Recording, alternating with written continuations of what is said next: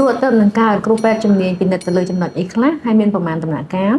ការពិនិត្យលើកទី1យើងធ្វើឡើង72ម៉ោងក្រោយកើតយើងត្រូវស្វែងរកថាតើភ្នែកទារកគាត់មានបញ្ហាកញ្ចក់ភ្នែកថ្លាដែរឬអត់មានបញ្ហាឆ្លងមេរោគដែលបង្កឡើងដោយក្រោយសម្រាលដែរឬអត់ចំពោះលែនរបស់គាត់នៅខាងក្រោយនេះថាតើថ្លាឬក៏មានការស្រអាប់បើសិនជាមានការស្រអាប់ឬក៏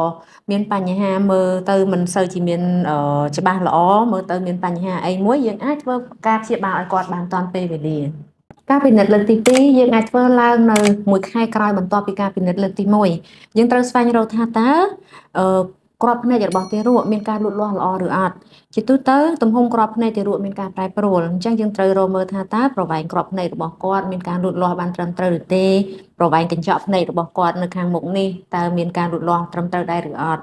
ប្រសិនបើគាត់មិនមានបញ្ហាលូតលាស់ត្រឹមត្រូវទេអាចនឹងឈានដល់បញ្ហាជំងឺយើងអាចធ្វើការព្យាបាលឲ្យគាត់បានទាន់ពេលវេលា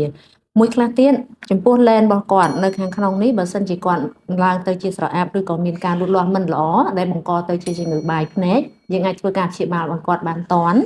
ហើយយើងត្រូវស្វែងរកបាតភ្នែករបស់គាត់នៅខាងក្រោយប្រសិនបើមានបញ្ហាឡើងជាមហារីកបាតភ្នែកយើងក៏អាចធ្វើការព្យាបាលឲ្យគាត់បានទាន់ពេលវេលាដែលអាចជួយអាយុជីវិតរបស់ទារកបានផងដែរដោយឡែកសម្រាប់ទារកកើតមិនគ្រប់ខែអាយុកក្រោម33សប្តាហ៍ចាំបាច់បំផុតត្រូវពិនិត្យបាតភ្នែកដើម្បីប្រកាសថាគាត់មិនមានបញ្ហារបើកសរសៃបាតភ្នែកដែលអាចប៉ះពាល់ទៅដល់គំហើញរបស់គាត់ឈានរហូតដល់ពិការភាពប្រសិនបើការពិនិត្យលើកទី2មិនមានបញ្ហាអ្វីទេសូមលើកទឹកចិត្តនាំទារកឬក៏កុមារមកពិនិត្យភ្នែក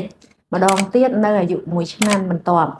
ជាទូទៅការលូតលាស់របស់ភ្នែកកុមារមិនមានការលូតលាស់ឲ្យប្រកាសថាគាត់ល្អ 100% នោះទេតែតែមានអ្វីមួយប្រែប្រួលអញ្ចឹងហើយនៅពេលដែលគាត់អាយុ1ឆ្នាំក្រោយយើងត្រូវស្វែងរកថាតើគាត់មានបញ្ហាមើលច្បាស់ដែរឬអត់យើងត្រូវស្វែងរកថាតើទារកគាត់ត្រូវការប្រើវ៉ែនតាដែរឬអត់ហើយនឹងត្រូវពិនិត្យមើលបាតភ្នែករបស់គាត់សារឡើងវិញដែលយើងបារម្ភបំផុតគឺរឿងមហារីកបាតភ្នែកដែលអាចធ្វើឲ្យគាត់មានប៉ះពាល់ទៅដល់អាយុជីវិតប្រសិនបើប៉ាម៉ាក់មានចម្ងល់ចំពោះសុខភាពភ្នែករបស់កូនអាចអញ្ជើញមកគ្លីនិកភ្នែកដើម្បីជួបជាមួយនឹងគ្រូពេទ្យជំនាញ